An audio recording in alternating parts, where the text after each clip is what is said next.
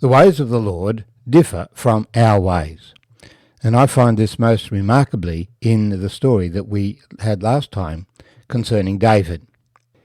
Instead of going to war, he'd stayed home and got up to mischief, walking on the roof of his house, spying a lady bathing, asking her to come up, making love, finding she's pregnant, murdering her husband, and taking her as his wife. Well, that's offensive to us, and it was offensive to the Lord. And the Lord sent Nathan the prophet to confront David. David confessed his sin, and his prayer of contrition is found in Psalm 51, where he pleads the Lord not take his spirit from him, as the Lord had taken his spirit from Saul, and that the Lord would create a clean heart in David.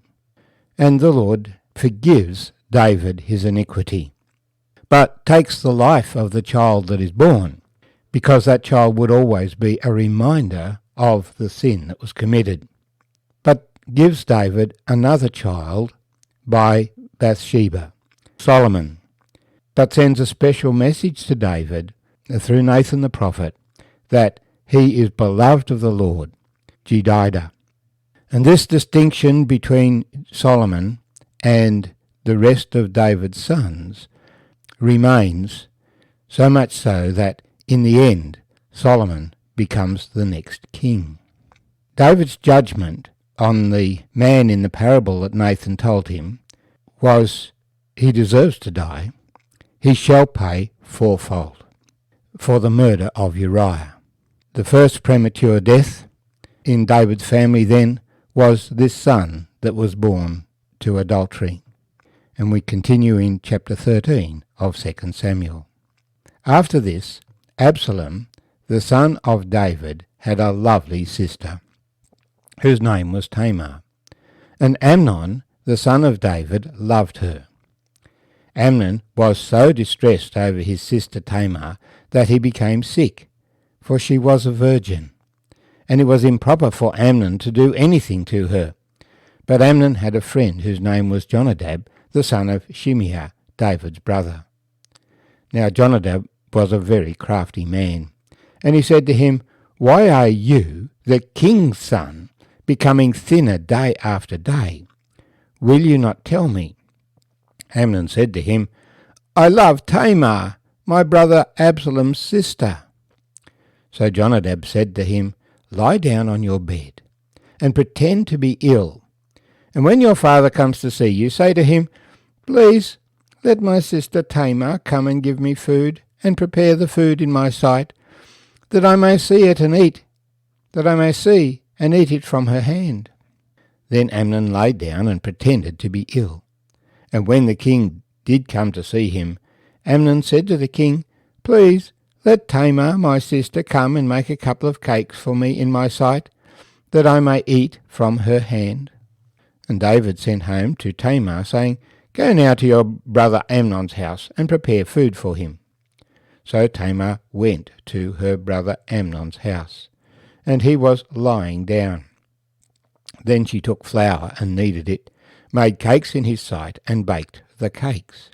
And she took the pan and placed them out before him. But he refused to eat. Then Amnon said, "Have everyone go out from me." And they all went out from him. Then Amnon said to Tamar, "Bring the food into the bedroom, that I may eat from your hand." And Tamar took the cakes which she had made, and brought them to Amnon her brother in the bedroom. Now when she had brought them to him to eat, he took hold of her, and said to her, "Come, lie with me, my sister." But she answered him, "No, my brother, do not force me, for no such thing should be done in Israel. Do not do this disgraceful thing. And where could I take my shame? And as for you, you would be like one of the fools in Israel. Now therefore, please speak to the king, for he will not withhold me from you." However, he would not heed her voice, and being stronger than she, he forced her and lay with her. Then Amnon hated her exceedingly, so that the hatred with which he hated her was greater than the love with which he had loved her. And Amnon said to her, "Arise, be gone." And so she said to him, "No, indeed.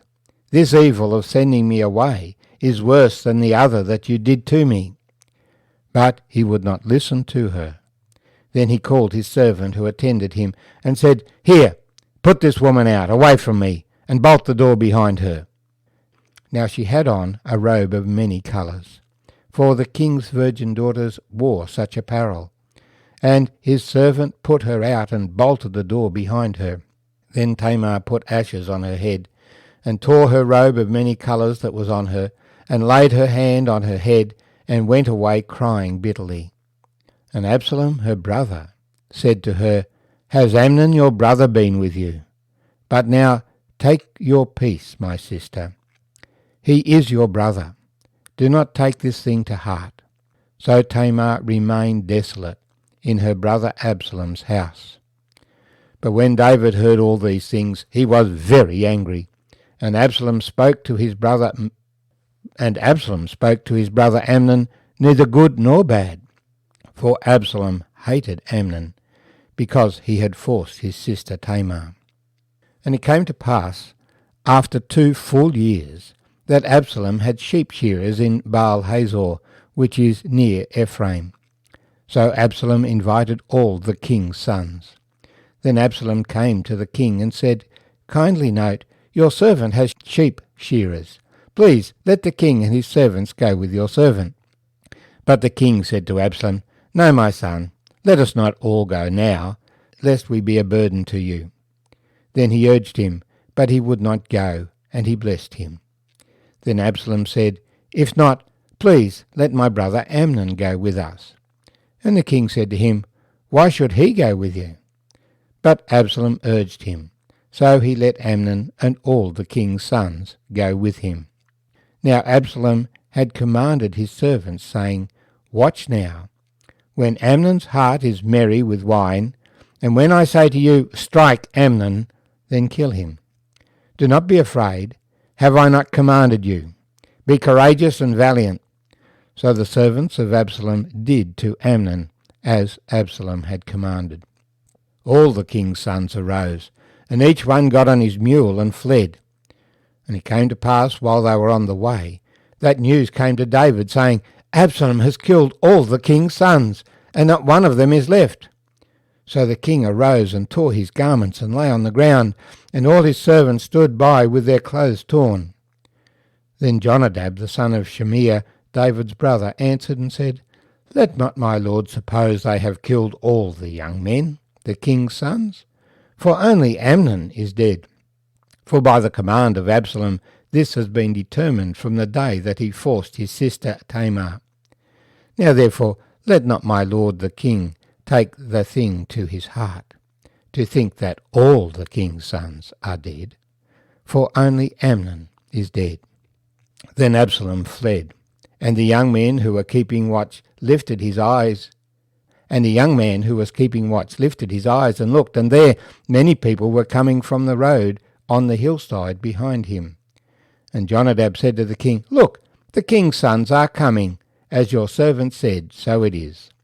So it was, as soon as he had finished speaking, that the king's sons indeed came, and they lifted up their voice and wept, and the king and all his servants wept very bitterly. But Absalom fled and went to Talmai, the son of Ammihud, king of Geshur, and David mourned for his son every day.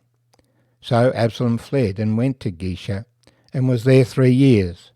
And King David longed to go to Absalom, for he had been comforted concerning Amnon, because he was dead. My name's Arthur, and I thank you for joining me as we share together this sad story. The basic problem is that people who are good expect other people to be good, but people who are evil scheme and take advantage of that. Amnon trusted Jonadab. David trusted Amnon. Tamar trusted Amnon. David trusted Absalom. And all of them were let down. And David, while he was really angry with Amnon, he did not punish him according to the law. And so Absalom took it in his own hand